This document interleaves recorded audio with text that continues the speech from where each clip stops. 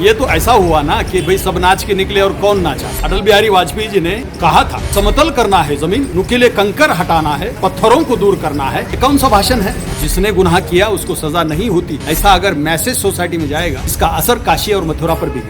आज का ये दिन इंडियन डेमोक्रेसी के लिए सियाह दिन है, ब्लैक दिन है, ब्लैक डे है। मैं तो ये समझता हूँ कि अब मुल्क में डेमोक्रेसी नाम की कोई चीज नहीं रही। 4 पिलर्स में से मीडिया अपना काम सही नहीं कर रहा है, अदालतें अपना सही काम नहीं कर रही है। हमारे मुल्क की डेमोक्रेसी मर चुकी है कि तुम दंगे करो, तुम जो मर्जी आए करो, तुमको हम सत्ता में आने के बाद बचाएंगे, पैगाम दे रहे हो। तो क्या बाबरी अपने आप गिरी? तो क्या बाबरी को अंदर से कोई कीड़े मकोड़े गिराए या खुद ही नाच नाच के गिरी? तू तो फावड़ा क्यों कुदाल लेकर गए थे? वो फावड़ा कुदाल तो ताबे है उधर। लाइव टीवी, सच सबसे आगे। देश के नौजवानों को मैं पैगाम देना चाहता हूं कि मेरे इस अल्फाज को आप लिख लेना। जिस तरीके से बाबरी मस्जिद की जगह पर राम मंदिर बनाने का फैसला जो जज गोगोई ने दिया था, उस बीजेपी की वफादारी के लिए उसको राज्यसभा की सदस्यता का तोहफा दिया गया, उसी तरीके से बाबरी मस्जिद की शहादत के कसूरवारों को बरी करने के लिए यश के यादव को भी बहुत जल्द इनाम दिया जाएगा, उसको भी किसी न किसी सदन का सदस्यता पद दिया जाएगा। देखिए, ये फैसला तो भारत की न्याय व्यवस्था पर से मुस्लिमों का विश्वास उठाने वाला फैसला है। आज लखनऊ की सीबीआई कोर्ट ने जो राम जन्मभूमि बाबरी मस्जिद के विवाद में जो बाबरी की शहादत हुई, उस शहादत के पूरे शहादत करने वाले लोगों के बारे में आज ये चार्जड सब कुछ डिनाई कर दिए कि ये कॉन्स्पिरेंसी नहीं थी। उन्होंने ये माना ही नहीं कि बाबरी मस्जिद की शहादत या उसका डिमोलिशन ये कोई कॉन्स्पिरेंसी नहीं थी। इनमें लालकृष्ण आडवाणी जी थे, इसमें साध्वी ऋतुंबरा थी, इसमें साध्वी उमा भारती थी, इसमें विनय कटियार, जो आज सभी राजकीय नेता हैं और प्रबल नेता हैं। भारत की राजनीति में हिंदू मुसलमान का जो कड़वाहट बढ़ाने का काम किया था वो भारत के उत्तर प्रदेश के अयोध्या में हुआ था, जो लखनऊ में आज बेंच में फैसला देते हुए कहा गया कि उनका कोई दोष नहीं। ये तो ऐसा हुआ ना कि भाई सब नाच के निकले और कौन नाचा। नाचे तो सभी थे, बाबरी की शहादत तो सभी ने देखी थी। ऑडियो क्लिप का भरोसा नहीं किया जाता, ऐसा कोर्ट का उनका अनुमान है। किसका भरोसा करेंगे आप? अटल बिहारी वाजपेयी जी ने 5 दिसंबर को कहा था कि समतल करना है जमीन, नुकीले कंकर हटाना है, पत्थरों को दूर करना है। ये कौन सा भाषण है? ये कहा गया कि बाबर ने आकर वहाँ पे मस्जिद बांधी थी। बाबर ने मस्जिद वगैरह कुछ नहीं बांधी थी। बाबर का काम मस्जिदों को बांधना नहीं था, बाबर सम्राट थे।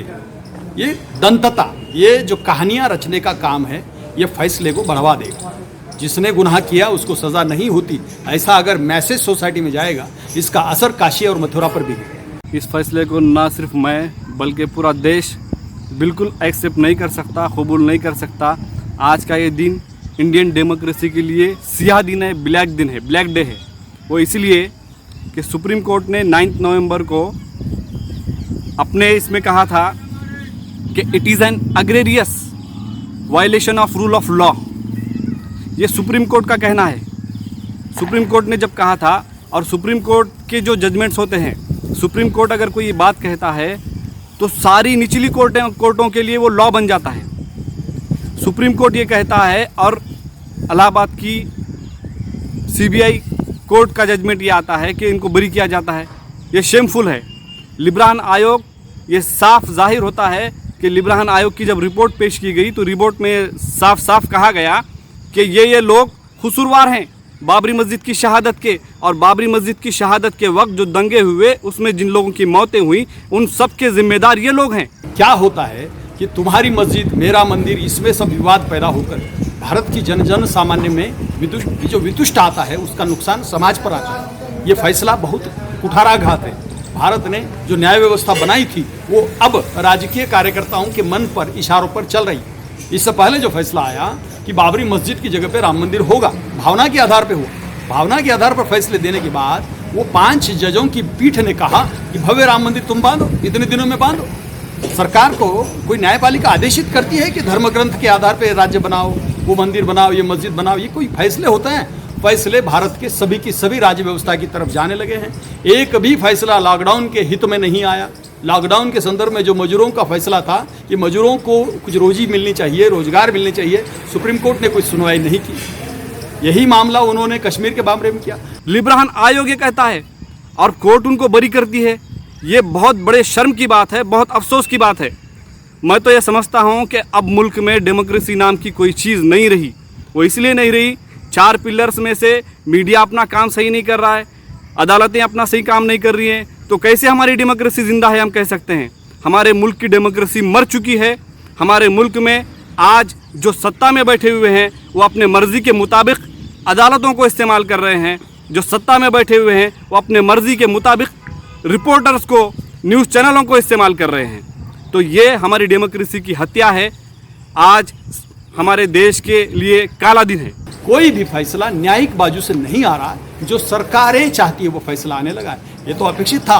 जस्टिस लोया के मामले में जब अमित शाह की फाइल चली गई, जस्टिस लोया को ये फैसला देना था कि सोहराबुद्दीन इनकाउंटर में इनका मामला है, हाथ में है, लोया का कत्ल हुआ।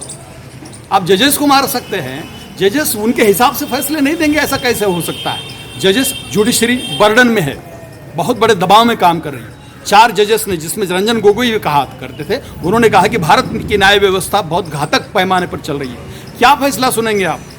जो अभी मैं आपको ऑडियो क्लिप दिखाऊं कि बाबरी की जो ढांचा पे जाकर लोग उस पर राम नाम की घोषणाएं देकर के उसको शहादत कर देते हैं, वो फैसले के वो उसमें कड़ी में आता है कि हमको विश्वास नहीं होता हो।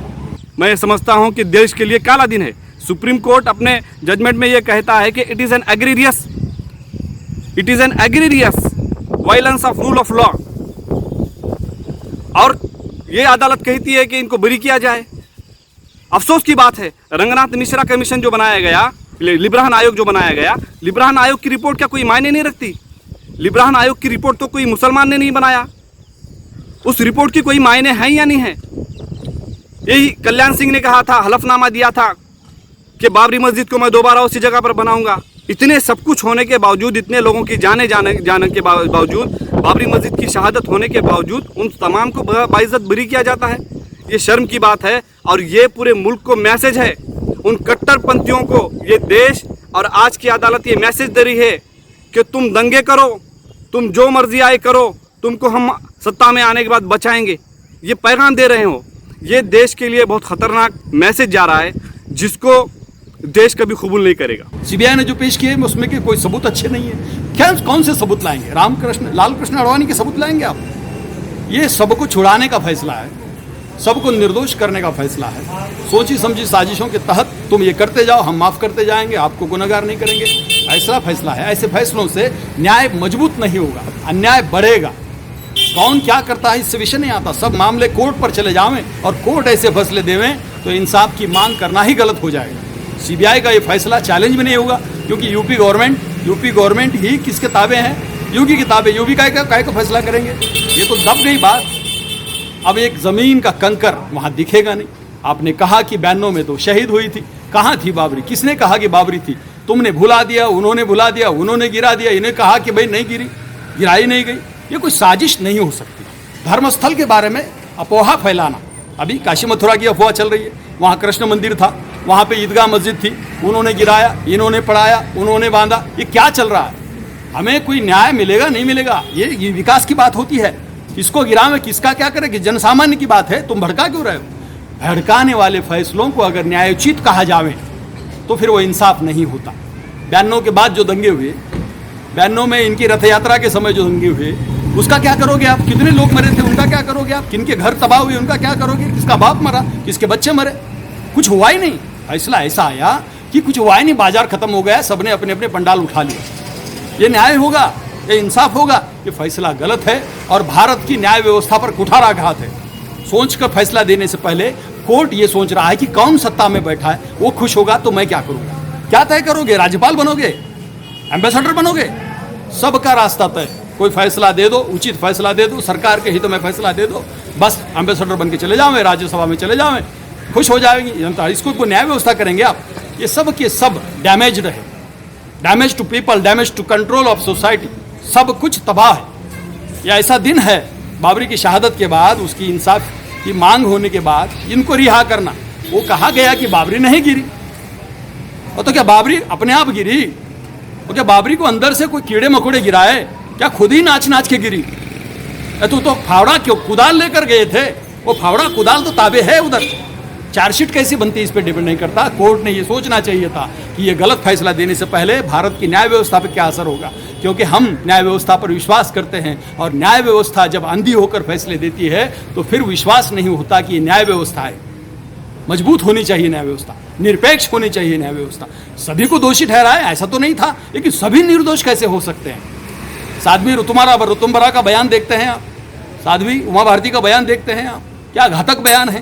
बाबर आया, उधर से आया, इधर गिराया, ये क्या भाषा है। ऐसी भाषाओं से एक धर्मनिरपेक्ष समाज में, भारत जैसे बहुआयामी देश में एक समाज के प्रति वितुष्टता बढ़ती है और वितुष्टता बढ़ाने वाले को इंसाफ मिलता है जब उनको निर्दोष साबित किया जाता है। निर्दोष साबित करना हर एक हत्यारे को साबित करने के लिए बराबर है कि वो हत्यारा नहीं है। हम क्या सोचें, इससे पहले कोर्ट ने ये सोचना चाहिए था बाबरी शहीद हुई थी, उसके गुनहगारों को कुछ ना कुछ 2 दिन की सजा देता, 1 दिन की देता। कोई फावड़ा कुदाल, अरे तुम तो क्या कहें, रेडियम डायनामाइट लाकर बाबरी को शहीद किया था। किसने डायनामाइट लाया पता नहीं था आपको। ये बातें हैं, इंसाफ की बात नहीं हुई। बाबरी का फैसला जिस तरीके से गलत दिशा में गया, ठीक उसी तरीके से उनके कातिलों का फैसला भी गलत दिशा में गया। आज का सीबीआई कोर्ट का फैसला बिल्कुल गलत है, डिसएग्री होने जैसा है।